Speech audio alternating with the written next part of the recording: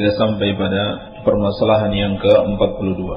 Qala al-muallif rahimahullah, al-mas'alatu tsaniyatu wal arba'un. Permasalahan yang ke-42, asy-syirku fil mulki ka qaulil majus. Syirik di dalam kekuasaan Allah Subhanahu wa taala, seperti ucapannya orang-orang Majusi. Inilah salah satu permasalahan jahiliyah yang patut kita kenali untuk kita hindari dan kita waspadai. Bahwasanya di antara bentuk kesyirikan yang dilakukan oleh ahlul jahiliyah sebelum kedatangan Rasulullah sallallahu alaihi wasallam adalah kesyirikan di dalam keimanan mereka terhadap kekuasaan Allah Subhanahu wa taala, yaitu mereka meyakini ada selain Allah yang menguasai alam ini, atau ada yang bersama Allah, bersekutu bersama Allah yang menguasai alam ini. Ini maksudnya kesyirikan di dalam kekuasaan Allah Subhanahu wa taala. Maka seorang mukmin hanya meyakini Allah Subhanahu wa taala yang menguasai alam ini. Setiap hari kita mengucapkan alhamdulillahi rabbil alamin. Segala puji bagi Allah Rabbul alamin, Rabb semesta alam. Apa artinya Rabb? Rabb itu artinya penguasa, pencipta dan pengatur alam ini. Setiap hari seorang mukmin mengucapkan alhamdulillahi rabbil alamin minimal 17 kali dalam sehari dalam salatnya. Maka seorang mukmin yang sejati benar-benar mengimani Allah Subhanahu wa taala satu-satunya pencipta, Allah Subhanahu wa taala yang mengatur alam ini, dan dia pula yang berkuasa. Tidak ada satupun penguasa di alam ini secara hakiki kecuali Allah Subhanahu wa taala. Adapun penguasaan manusia adalah penguasaan yang terbatas. Terbatas pada apa yang dikuasainya saja, dan dia tidak bisa melakukan semaunya terhadap apa yang dia kuasai. Seorang menguasai suatu negara misalkan, dia penguasa di situ, raja di situ, tetapi dia tidak menguasai negara yang lainnya. Itu pun kekuasaannya terbatas, dibatasi dengan aturan-aturan syariat. Dia tidak boleh sewenang-wenang terhadap rakyat yang dikuasainya. Atau contoh yang lain, seorang menguasai harta yang dia miliki. Dia tidak punya wewenang untuk menghancurkan hartanya sendiri. Tidak boleh, syariat melarangnya. Seorang memiliki mobil misalnya, berarti dia menguasai mobil tersebut. Tetapi kekuasaannya sangat terbatas. Dia tidak bisa atau tidak dibolehkan oleh syariat untuk memperlakukan mobilnya itu sekehendak hatinya. Seperti kalau dia mau merusaknya, maka dilarang oleh syariat. Berarti kekuasaan manusia itu adalah kekuasaan yang terbatas. Adapun Allah Subhanahu wa taala, maka kekuasaan Allah adalah kekuasaan yang mutlak, kekuasaan yang tidak terbatas. Allah Subhanahu wa taala berkehendak melakukan apa saja sesuai yang Allah kehendaki. Allah mampu melakukan apa saja, Allah boleh melakukan apa saja terhadap apa yang ada di bawah kekuasaannya sesuai yang dia kehendaki. Maka kekuasaan Allah Subhanahu wa taala adalah kekuasaan yang tidak terbatas. Maka kita harus imani Allah Subhanahu wa taala esa di dalam kekuasaannya. Tidak ada yang bersekutu bersama Allah. Tidak ada satu makhluk pun yang membantu Allah dalam mengatur kekuasaannya. Allah tegaskan dalam Al-Quran tentang kewajiban mentauhidkan Allah dalam kekuasaan, seperti dalam surat Al-Furqan ayat kedua, Alladzi lahu mulkus samawati wal ard. Dialah yang memiliki kekuasaan langit dan bumi. Tidak ada selain Allah yang memiliki kekuasaan tersebut. Tidak ada yang bersekutu bersama Allah yang dalam kekuasaannya. Siapa yang meyakini ada selain Allah yang juga berkuasa di alam ini, maka berarti dia telah menyekutukan Allah Subhanahu wa taala. Jadi sungguh jelek orang-orang yang berkeyakinan ada penguasa lain selain Allah Subhanahu wa taala, seperti orang-orang Majusi yang berkeyakinan bahwasannya cahaya yang menciptakan kebaikan, cahaya yang menguasai kebaikan. Adapun kejahatan, penciptanya adalah kegelapan dan penguasanya adalah kegelapan. Ini keyakinan orang-orang Majusi. Persis juga seperti keyakinan orang-orang Nasrani. Mereka menganggap Nabi Isa alaihissalam atau Yesus putra Maryam adalah penguasa di alam ini bersama Allah Subhanahu wa taala. Dan Allah menegaskan, "Alladzi lahu mulkus samawati wal ard wa lam yattakhidh walada."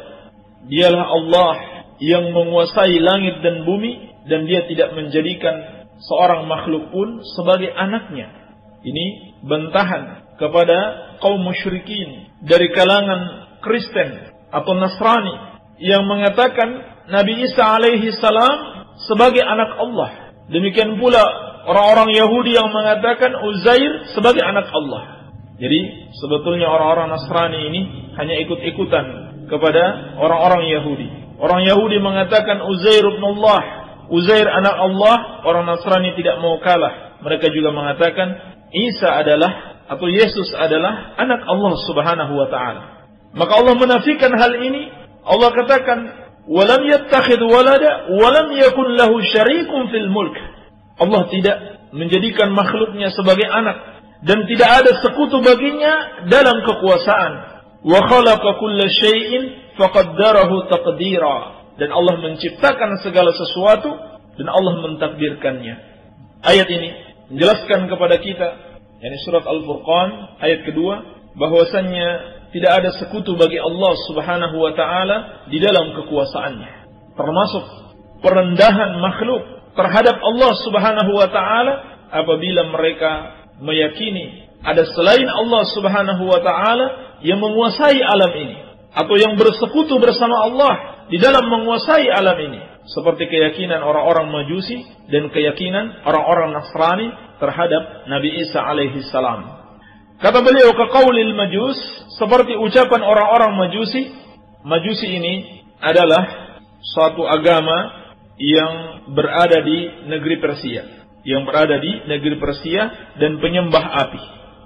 Sebagian mereka pura-pura masuk Islam, kemudian mengadakan atau membuat-buat sekte baru dalam Islam yang mereka namakan dengan sekte Syiah. Negeri-negeri Persia itu sekarang adalah negara Iran. Mereka itu anak cucunya orang-orang Majusi, para penyembah api dahulu. Ketika mereka berhasil ditaklukkan oleh kaum muslimin, maka di antara mereka pura-pura masuk Islam, kemudian mengatakan bahwasannya mereka itu Islam Syiah, bukan Islamnya seperti para sahabat Rasulullah sallallahu alaihi wasallam. Nah, di antara keyakinan mereka bahwasannya alam ini memiliki dua pencipta, yaitu cahaya dan kegelapan. Cahaya menciptakan kebaikan, kegelapan menciptakan keburukan. Ini adalah kesyirikan mereka kepada Allah Subhanahu wa taala.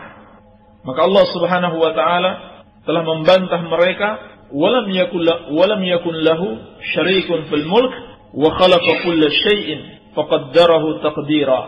Dan tidak ada sekutu bagi Allah Subhanahu wa taala dalam kekuasaannya, dan Allah menciptakan segala sesuatu dan mentakdirkannya. Jadi kebaikan dan keburukan Allah Subhanahu wa taala yang menciptakannya dan Allah yang menguasainya. Allah yang menguasai dan mampu menciptakan kebaikan dan keburukan di dunia ini. Keyakinan seorang mukmin, apakah kebaikan maupun keburukan sama-sama Allah Subhanahu wa taala yang cintai.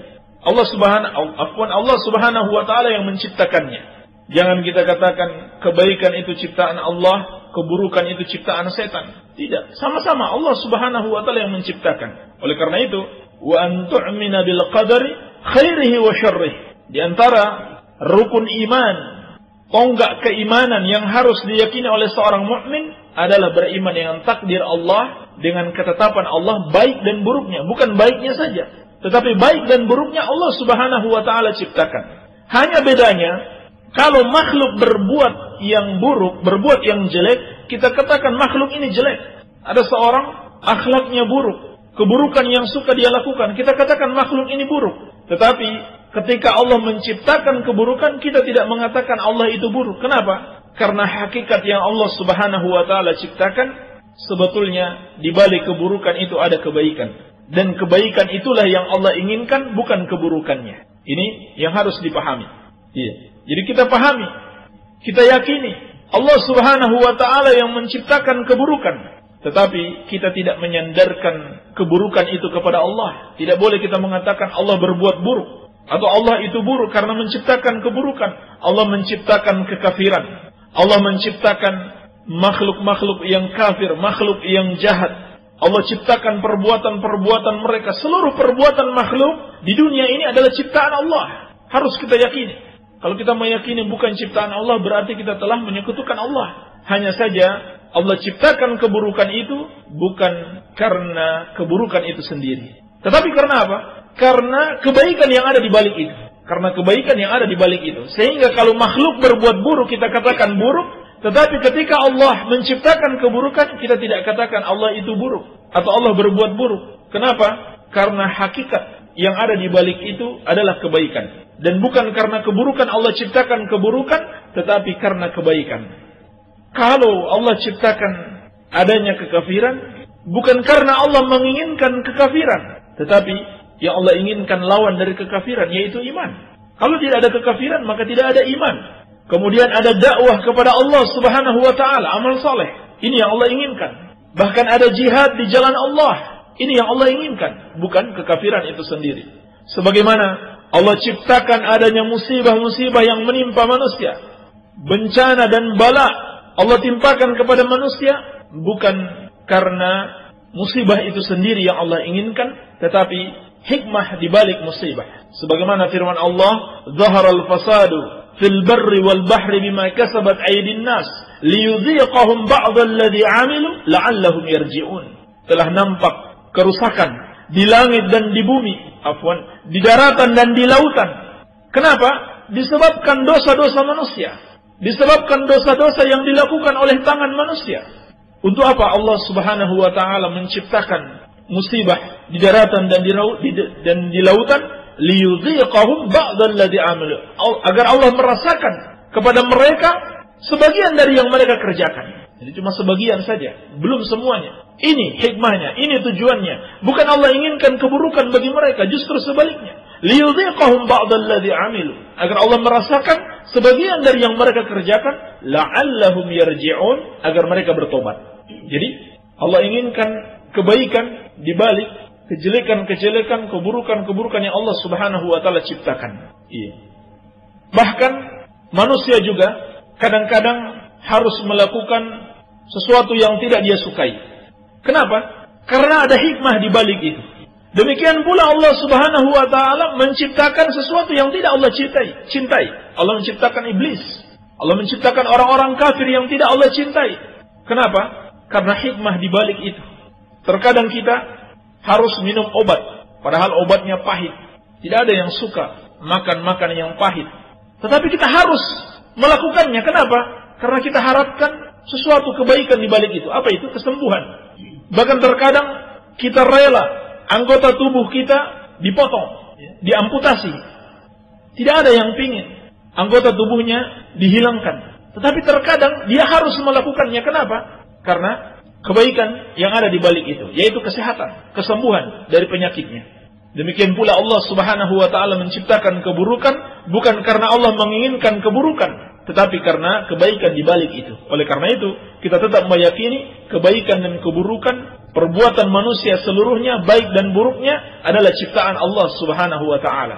Namun bukan berarti manusia itu seperti wayang yang digerakkan oleh sang dalang, sehingga dia bisa beralasan ketika dia berbuat maksiat, bahwa Allah Subhanahu wa ta'ala yang menciptakan perbuatannya. Allah sudah menakdirkan demikian. Padahal dia tidak tahu apa yang Allah akan perbuat baginya sebelum perbuatan itu terjadi. Orang yang mencuri, dia beralasan, ini kan sudah ditakdirkan oleh Allah. Padahal sebelum dia mencuri, dia tidak tahu apakah itu takdir Allah ataukah memang pilihannya dia sendiri. Dan memang tidak bisa dipisahkan antara pilihan manusia dan takdir Allah Subhanahu wa ta'ala. Tapi seorang tidak boleh beralasan dengan takdir Allah lalu dia kemudian berbuat maksiat. Sebagaimana dalam masalah dunia, seorang akan memilih yang paling terbaik. Kalau mencari istri, dia pilih istri yang paling cantik. Dia tidak akan memilih yang paling jelek, kemudian mengatakan ini kan sudah ciptaan Allah, ini kan sudah takdir Allah. Tidak. Demikian pula harusnya dalam masalah akhirat, dia pilih yang paling terbaik. Dan intinya kita meyakini apapun pilihan manusia, tidak lepas dari takdir Allah Subhanahu wa taala.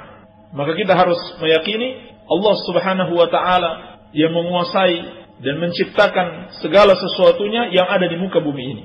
Namun Allah Subhanahu wa taala tidak menafikan usaha manusia, sehingga orang yang bertakwa akan dibalas dengan surga dan orang yang berbuat maksiat akan dibalas dengan neraka Allah Subhanahu wa taala. Jadi inilah salah satu perangai jahiliyah, asyirku fil mulk, menyekutukan Allah Subhanahu wa taala di dalam keimanan mereka terhadap kekuasaan Allah Subhanahu wa taala. Adapun seorang mukmin benar-benar beriman kepada Allah, mentauhidkan Allah Subhanahu wa taala dalam rububiyah, meyakini hanya Allah Subhanahu wa taala Rabbul Alamin, pencipta, penguasa dan pengatur seluruh makhluknya. Semoga ada manfaatnya. Wabillahi taufik, walhamdulillahi rabbil alamin. Kaum muslimin rahimani wa rahimakumullah jami'an. Demikian tadi apa yang telah disampaikan. Dan yang wajib bagi kita semua adalah meyakini tentang hal tersebut. Insyaallah kita akan mendengarkan jawaban-jawaban dari pertanyaan yang telah masuk. Dan akan dijawab oleh Ustaz sendiri.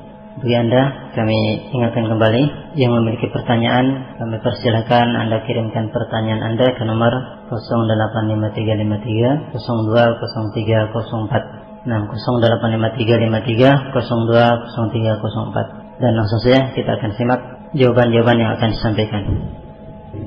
Bismillahirrahmanirrahim. Salatu wassalamu Rasulillah yang ba'd. Assalamualaikum warahmatullahi wabarakatuh. Bagaimana sikap kita saat berkumpul memanjatkan doa dengan cara kirim surat Al-Fatihah kepada arwah hadiahan? Apakah ikut membaca atau hanya mendengarkan syukur? Perbuatan ini adalah termasuk bid'ah di dalam agama, mengada-ngada dalam agama yang telah dilarang oleh Rasulullah sallallahu alaihi wasallam. Bahkan berkumpul-kumpul di rumah orang yang meninggal dunia setelah dia dikuburkan dan makan-makan di situ termasuk kategori meratapi mayit. Sebagaimana kata sahabat Jarir radhiyallahu anhu, "Kunna na'uddu ala ahdi Rasulillah sallallahu alaihi wasallam al-ijtima' inda ahli al-mayyit wa sun'ahum lit-ta'am min an-niyaha." Kami para sahabat Rasulullah sallallahu alaihi wasallam menganggap berkumpul-kumpul dan membuatkan makanan untuk orang-orang yang datang di rumah orang yang meninggal setelah dia dikuburkan, itu termasuk kategori meratapi mayit. Itu juga termasuk bid'ah, mengada-ngada dalam agama. Tidak ada tuntunannya dari Rasulullah sallallahu alaihi wasallam. Lalu bagaimana sikap kita saat berkumpul? Jangan berkumpul, jangan ikut. Mestinya dari awal sudah jangan ikut kegiatan tersebut karena jelas bertentangan dengan syariat. Ustaz mau mandi janabah, wudhu. Selesai mandi, wudhu lagi. Yang saya tanyakan sah tidak wudhunya untuk sholat. Mohon diperjelas bagi kita, terima kasih. Dari Sidarrijah. Termasuk sunnah sebelum mandi janabah berwudhu dahulu. Tapi ini bukan kewajiban, ini sunnah. Kalau sudah berwudhu terlebih dahulu, maka setelah mandi tidak ada sunnah lagi untuk berwudhu. Kalau ditinggalkan dua-duanya, berwudhu sebelum dan setelah mandi, itu juga sudah mencukupi. Karena Rasulullah sallallahu alaihi wasallam melakukan hal itu. Yani beliau mandi janabah, setelah itu beliau sholat tanpa berwudu lagi. Juga karena mandi janabah menghilangkan hadas besar, maka hadas kecil pun ikut hilang. Jadi tidak perlu berwudu lagi.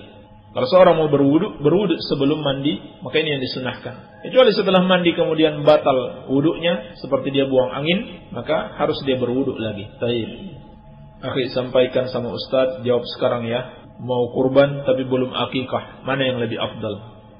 Kalau bertepatan hari ke-7 kelahiran anak kita bertepatan dengan kurban, maka didahulukan kurban. Kenapa? Karena kurban waktunya singkat. Dia ada aturan waktu. Tapi kalau bisa dua-duanya maka lebih bagus. Kalau bisa dua-duanya itu lebih bagus. Baik. Satu kambing untuk kurban. Kemudian kalau anak laki-laki 2 kambing untuk akikah. Kalau anak perempuan 1 kambing untuk akikah. Tapi kalau memang tidak mampu, maka kurban yang didahulukan karena waktunya hanya singkat, hanya 4 hari, tanggal 10, 11, 12, 13.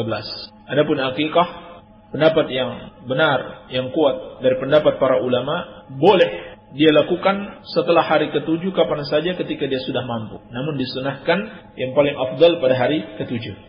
Baik. Assalamualaikum warahmatullahi wabarakatuh. Saya mau tanya, karena sebentar lagi akan mengadakan kurban. Yang mau saya tanyakan, boleh enggak kalau kita kurban di satu tempat, terus daging kurbannya dibagikan di tempat lain? Min azad pasawahan syukran. Termasuk yang disunahkan di dalam berkurban, hendaklah membagikan dagingnya tersebut minimal sepertiganya kepada orang-orang miskin.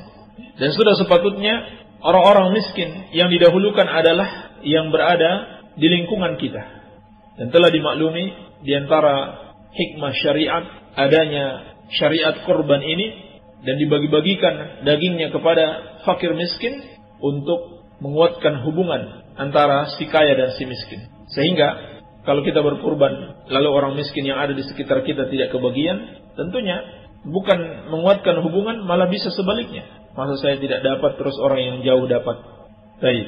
Jadi ini yang didahulukan. Kalau sudah mereka dapat semuanya, baru di tempat yang lainnya. Atau ada suatu maslahat yang lebih besar.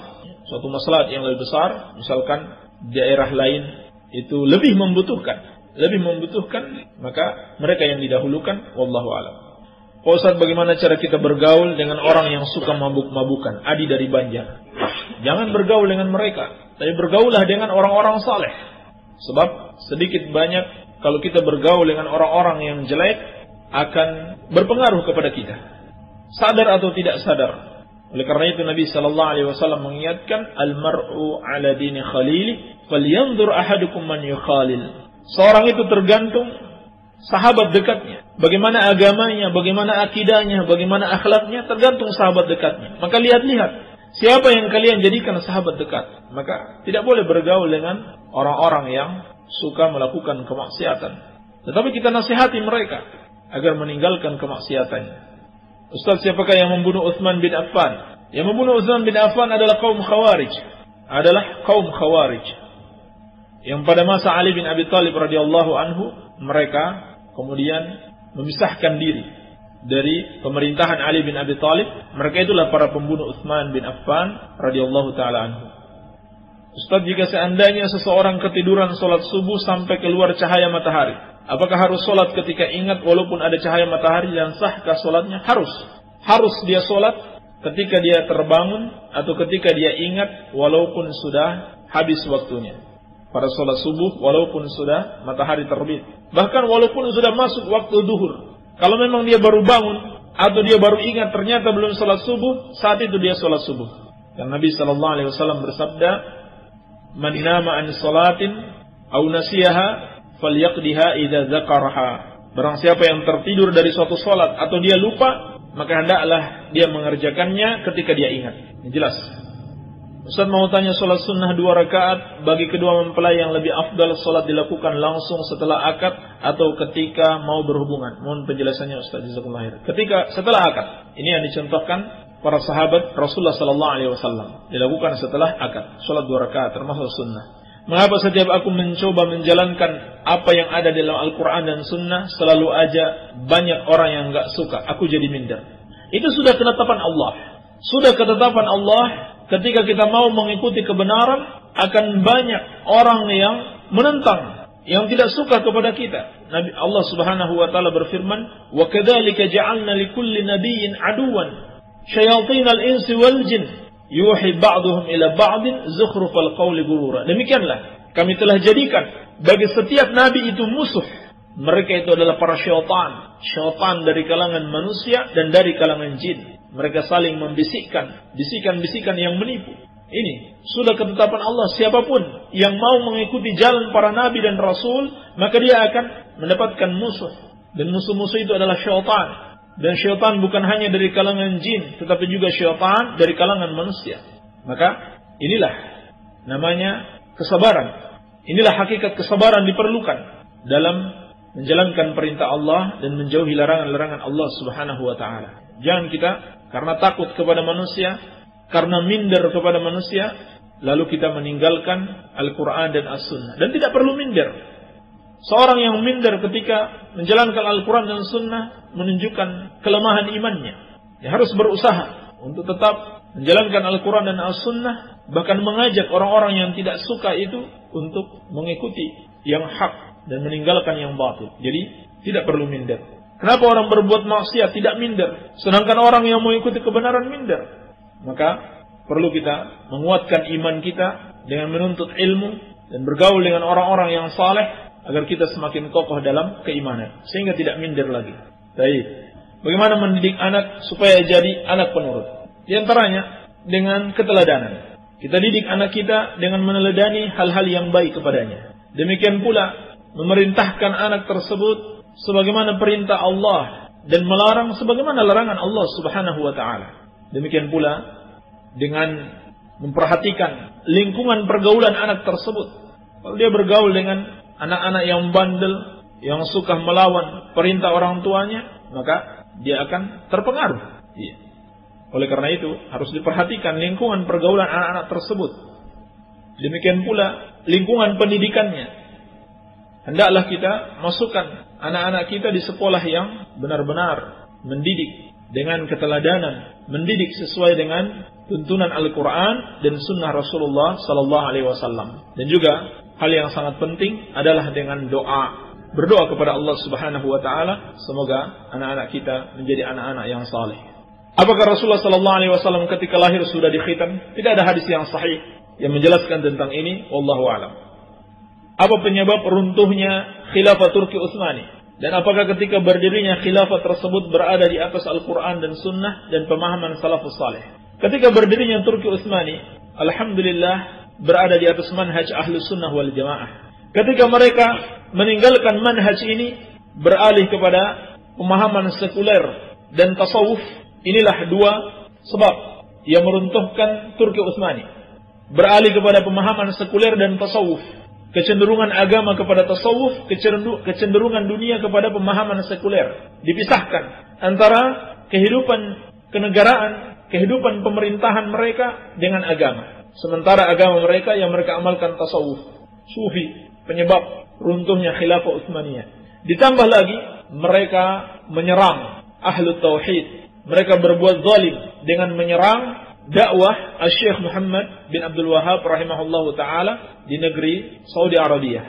Bisa dibaca dalam buku yang ana tulis, Salafi Antara Tuduhan dan Kenyataan. Di situ ada sekilas bagaimana runtuhnya khilafah Utsmani karena mereka berlaku zalim, bekerja sama dengan orang-orang kafir untuk menyerang negara Saudi Arabia dan dakwah Syekh Muhammad bin Abdul Wahhab rahimahullahu taala. Ini sebab runtuhnya khilafah Utsmani. Baik.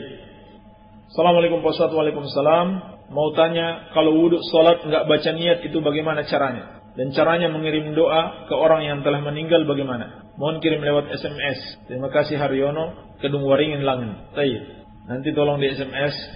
Bahwasannya niat dalam berwudu itu tidak perlu dibaca. Niat itu artinya al-qasdu, bermaksud melakukan sesuatu. Itu artinya niat. Jadi seorang yang bermaksud melakukan sesuatu, itu artinya dia sudah berniat. Tidak harus diucapkan. Justru mengucapkan niat adalah termasuk bid'ah. Tidak ada contohnya dari Rasulullah Sallallahu Alaihi Wasallam. Dan caranya mengirim doa ke orang yang telah meninggal bagaimana? Ya berdoa saja. Seperti kita mengucapkan Allahumma ghfir lahu warhamhu wa'afi wa'afu anhu dan seterusnya.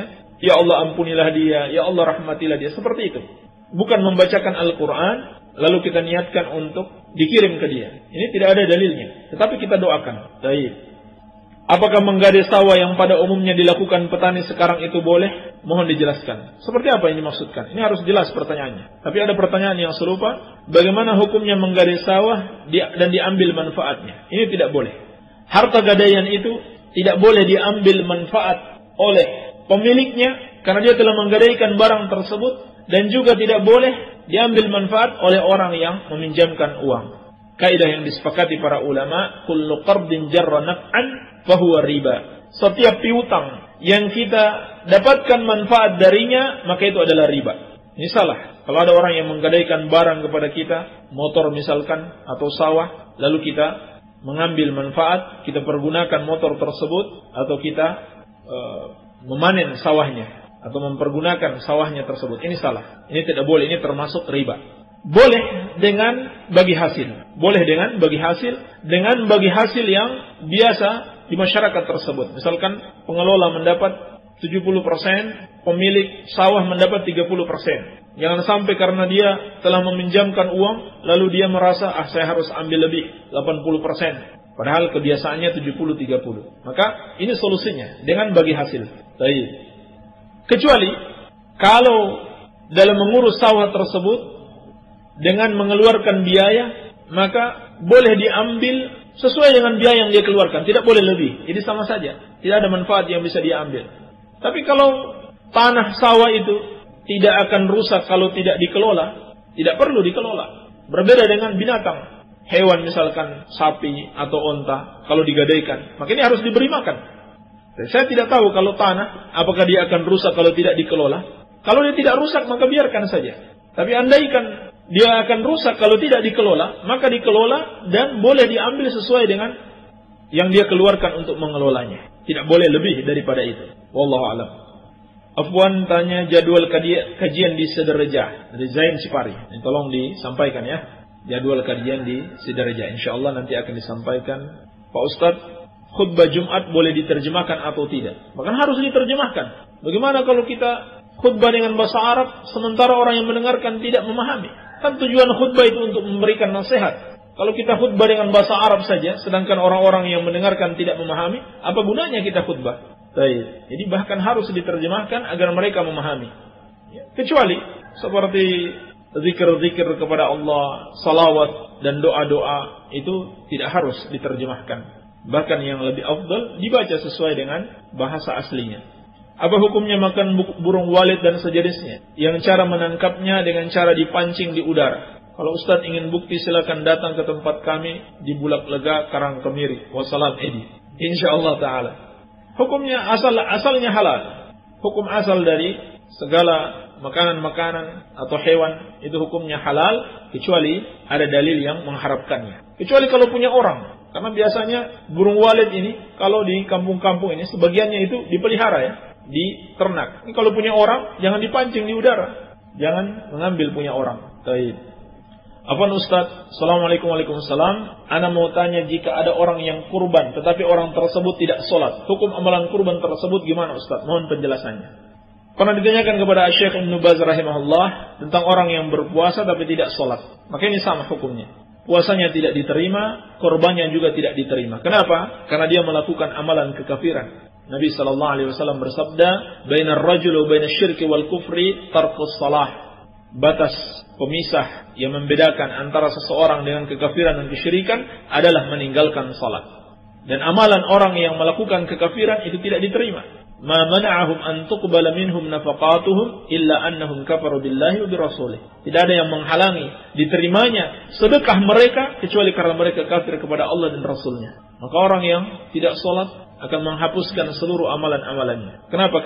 Karena meninggalkan salat adalah kekafiran. Ustaz, di desa kami banyak kesyirikan dan kebid'ahan. Bagaimana cara menyikapinya? Bahkan sebagian muslim dari hamba Allah disindang reja. Mensikapinya seperti sabda Nabi SAW, Man ra'a minkum munkaran falyughayyirhu biyadihi, fa in lam yastati' fa bilisani, wa in lam yastati' fa biqalbihi, wa dzalika ad'aful iman. Dalam hadis riwayat Muslim dari Abu Sa'id Al-Khudri radhiyallahu anhu, Nabi SAW bersabda, siapa di antara kalian yang melihat kemungkaran, maka rubah dengan tangannya. Jadi kalau dia memiliki kekuasaan, dia seorang penguasa, mampu merubah dengan tangannya, hendaklah rubah dengan tangannya. Misalkan kalau ada suatu kuburan yang ditinggikan, hendaklah dia ratakan. Suatu kuburan yang ditinggikan kemudian diagungkan, diibadahi oleh orang-orang, hendaklah dia hancurkan. Dan dia larang, buat peraturan, undang-undang, tidak boleh ada yang berziarah ke kuburan tersebut dengan maksud melakukan kesyirikan. Dirubah dengan tangan kalau mampu. Kalau tidak mampu dengan lisan, sampaikan dakwah kepada mereka. Katakan bahwa itu syirik, ini bid'ah, tidak boleh dilakukan. Kalau tidak mampu dengan lisan, paling minimal dia benci dengan hati. Dia tidak ridhoi perbuatan tersebut. Dan kata Rasulullah SAW, benci dalam hati itu adalah selemah-lemahnya iman. Apakah sutrah itu? Sutrah itu adalah penghalang yang menghalangi kita dengan orang yang lewat di depan kita ketika kita sholat. La tusalli illa ila sutrah. Rasulullah SAW bersabda, janganlah kamu sholat kecuali menghadap sutrah. Jadi kalau kita sholat jadikan penghalang. Apakah itu dengan dinding? Atau kalau tidak ada dinding, dengan benda yang lain seperti kayu dan sebagainya. Baik. Saya mau tanya apa maksud dari surat Al-Ahzab ayat ke-59. Jelaskan pada saya dan kaum mukminin agar kami tahu yang sebenarnya. Allah Subhanahu wa taala berfirman dalam surat Al-Ahzab ayat ke-59, "Ya ayyuhan nabiyyu qul li azwajika wa banatika wa nisa'il mu'minina yudnina 'alaihinna min jalabibihinna." Wahai Nabi, katakan kepada istri-istrimu dan anak-anak perempuanmu dan istri-istrinya orang yang beriman, hendaklah mereka menutupkan pakaian mereka ke seluruh tubuh mereka. Yani mereka menutupkan seluruh tubuh mereka dengan jilbab mereka. Yudnina 'alaihinna min jalabibihinna. Mereka menutup seluruh tubuh mereka dengan jilbab mereka. Ulama menjelaskan maksud ayat ini adalah menutup seluruh tubuh dengan jilbab, dan inilah yang dimaksud dengan jilbab. Inilah yang dimaksud dengan jilbab, yakni yang dapat menutup seluruh tubuh. Oleh karena itu, berdasarkan ayat ini, sebagian ulama berdalil akan wajibnya menggunakan penutup wajah atau cadar bagi wanita. Karena Allah mengatakan yudnina 'alaihinna min jalabibihinna. Hendaklah mereka menutup seluruh tubuh mereka dengan jilbab mereka. Ini maksud dengan jilbab, yang dapat menutup seluruh tubuh. Kalau menutup bagian atas kemudian bawahnya terbuka atau bawahnya ketat, nampak lekuk-lekuk tubuhnya, itu bukan namanya jilbab. Bukan namanya jilbab. Jadi jilbab itu seperti yang Allah katakan yudnina 'alaihinna, menutup seluruh tubuh mereka. Ini namanya jilbab. Iya. Baik. Assalamualaikum Ustaz. Waalaikumsalam. Bagaimana hukumnya mempelajari karya sastra seperti novel, cerpen, puisi, drama, pantun dan lain-lain yang dipelajari oleh mahasiswa Fakultas Bahasa dan Sastra Indonesia? Mohon penjelasannya Ustaz. Ditanyakan di sini 4. Cerpen, novel, puisi, drama, pantun. 5 ya. Di sini ada 2 bagian. Yang pertama yang diharamkan, yaitu novel, cerpen dan drama. Ini semuanya mengandung kedustaan. Novel, cerpen dan drama ini semuanya mengandung kedustaan. Ini sisi pengharamannya. Yakni kisah-kisah yang tidak terjadi, diceritakan padahal tidak terjadi, membuat kisah-kisah dusta.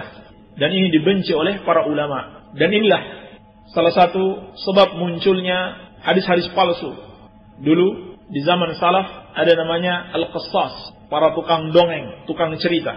Mereka inilah yang membuat hadis-hadis palsu, dicela oleh para ulama. Andaikan kita mencukupkan dengan kisah-kisah yang nyata, kisah-kisah para nabi, kisah-kisah para sahabat, itu subhanallah sangat banyak sekali yang bisa diambil pelajaran. Kita tidak perlu dengan kisah-kisah yang fiktif ini. Adapun bagian yang kedua tentang puisi dan pantun, maka tidak masalah sepanjang tidak bertentangan dengan syariat. Puisi-puisi yang tidak bertentangan dengan syariat, bahkan bisa jadi hal itu mengajak kepada kebaikan.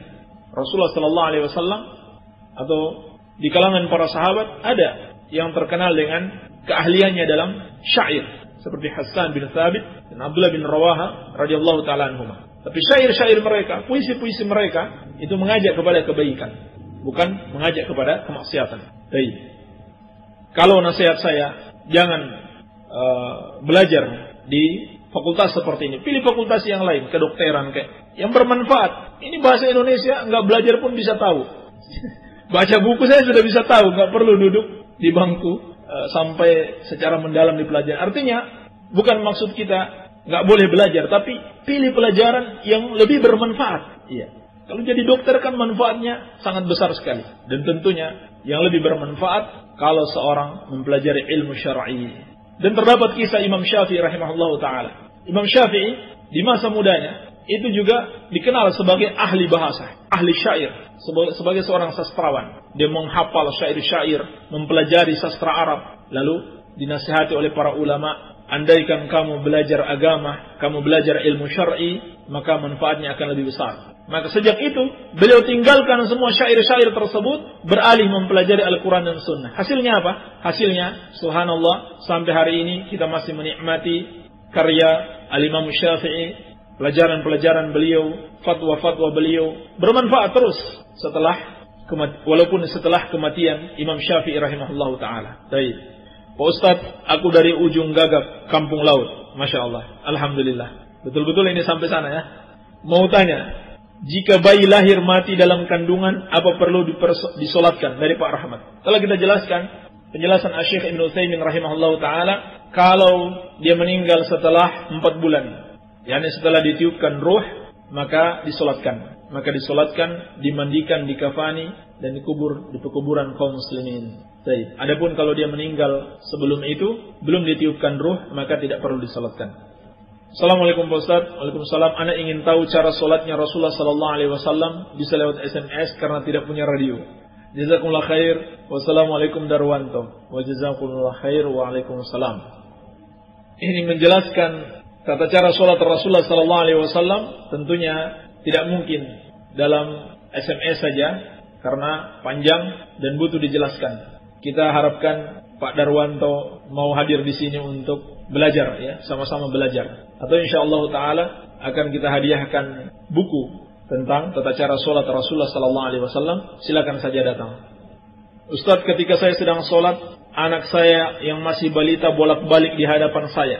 Tapi ketika sujud dia tidak menghalangi sujud saya. Yang saya tanyakan, apakah salat saya syah? Dan apabila syah, lebih baik salat tepat waktu tapi dengan keadaan anak tidak ada yang pegang, atau bergantian salat dengan suami sehingga anak ada yang pegang.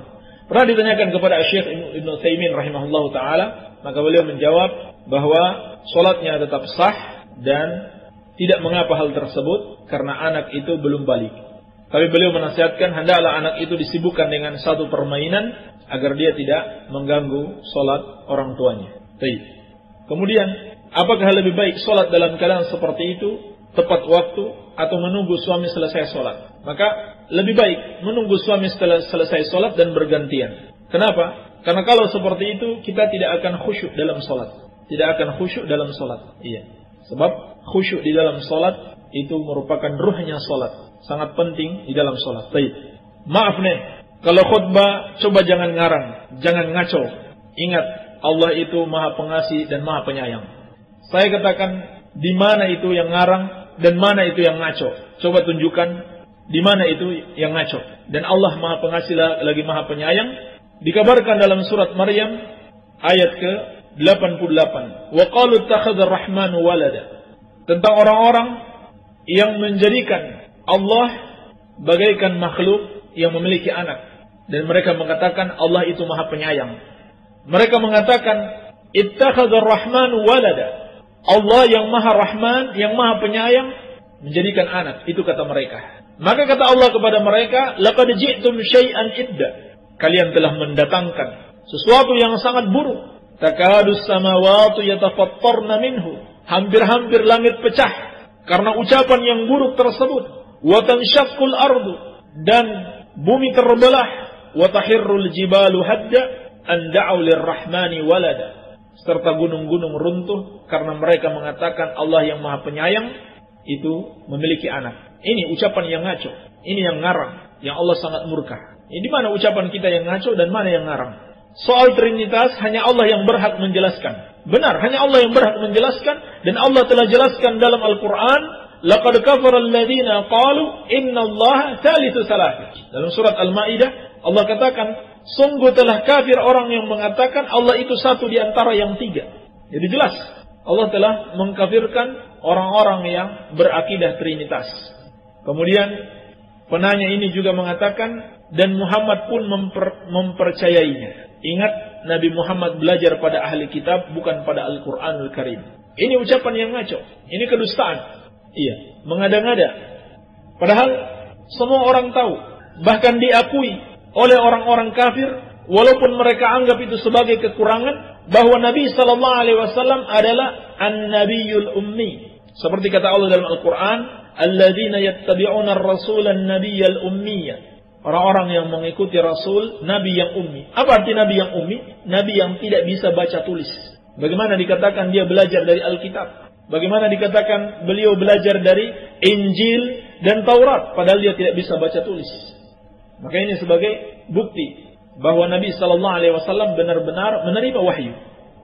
Walaupun orang-orang kafir menganggap itu sebagai kekurangan, justru itu satu kelebihan, bahwa beliau benar-benar menerima wahyu.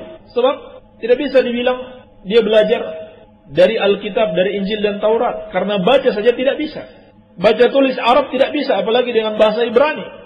Injil itu dengan bahasa Ibrani, itu bahasa aslinya. Tapi para pendeta di Indonesia tidak tahu bahasa Ibrani. Adapun kaum muslimin, anak-anak kecil saja bisa membaca Al-Quranul Karim. Namun kalau orang-orang Kristen, pendetanya saja tidak tahu bahasa Ibrani, kecuali beberapa orang saja. Baik. Ini menunjukkan bahwasanya Al-Quran adalah kitab yang benar-benar Allah jaga. Dan dalam Al-Quran Allah katakan tentang orang-orang Yahudi dan Nasrani yang mengikuti Rasulullah sallallahu alaihi wasallam, alladzina yattabi'una ar-rasulan nabiyyal ummiyal ladzi yajidunahum maktuban 'indahum fit Taurati wal Injil.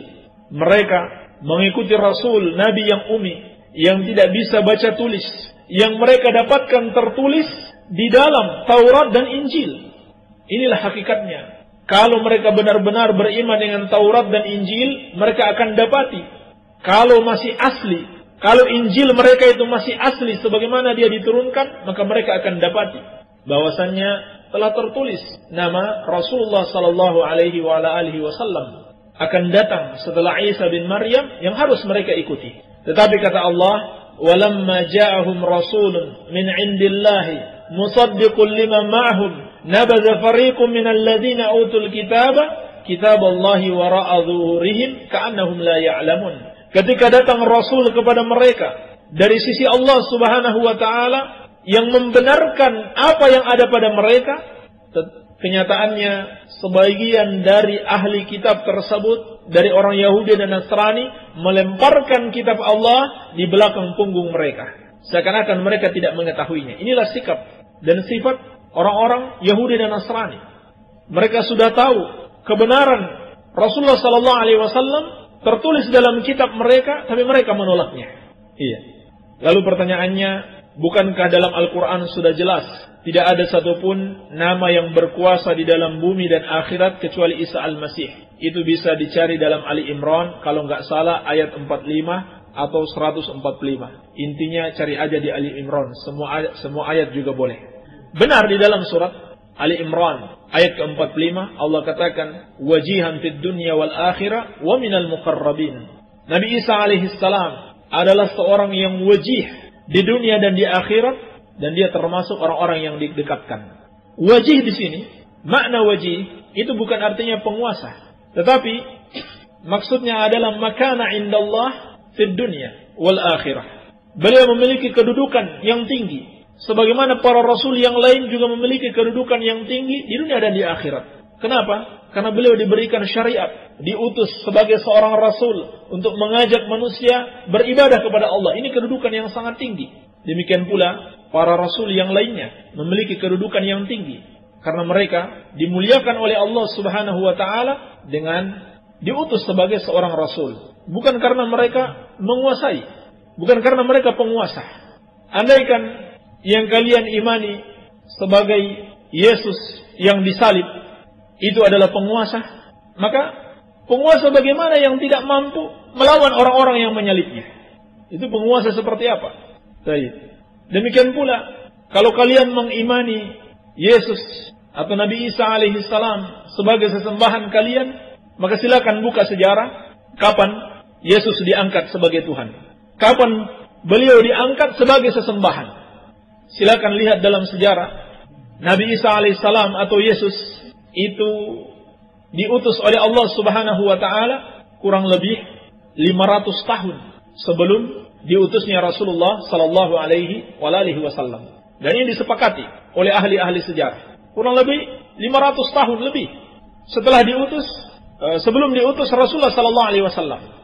Dan sebelum kedatangan Nabi Isa alaihissalam sudah ada para nabi sebelumnya. Ada Nabi Musa alaihissalam, ada Nabi Nuh alaihissalam, ada Nabi Daud, Nabi Sulaiman, bahkan Nabi Adam alaihissalam. Dan semua sepakat, orang-orang Kristen sepakat dan orang Islam, bahwa manusia yang pertama adalah Nabi Adam, bukan Yesus. Kalau begitu, siapa sesembahan manusia sebelum dilahirkannya Yesus? Siapa sesembahan manusia sebelum dilahirkannya Yesus? Jadi, bagi orang yang berakal, tentu dapat memahami, ini hanyalah bualan, ini hanyalah penyesatan.